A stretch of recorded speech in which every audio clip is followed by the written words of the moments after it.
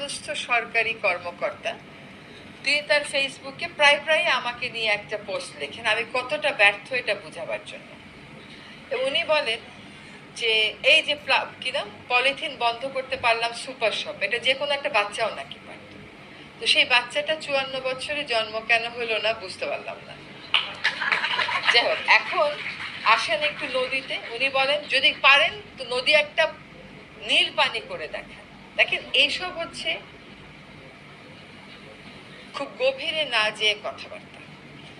আমরা যখন ঢাকা শহরের 4টা নদীকে দূষণমুক্ত করার কথা বলে যাচ্ছি এবং উন্নয়ন সহযোগীরা এগিয়ে এসছে, তারা কিন্তু আমি বলবো ওনাদের নিজেদের যে প্রথাগত কাজের পদ্ধতি, তাদের যে আমলাতন্ত্র, আমাদের জোরাজোরিতে সেখান থেকে বেরিয়ে এসে বলতেছে ঠিক আছে যাও, তোমাকে আমরা একটা নদী পরিষ্কার করার টাকা দেবো, সেটা হচ্ছে তুরাগ নদী।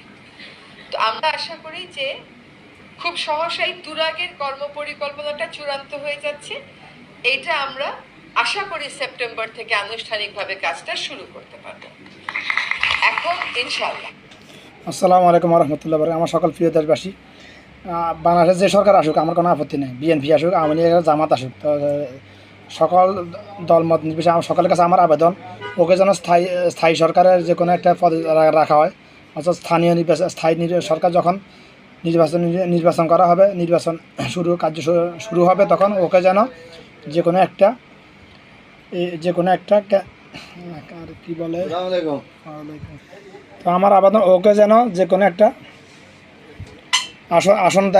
আসনে নির্বাচিত করা হয়, আসন দেওয়া হয় ওকে।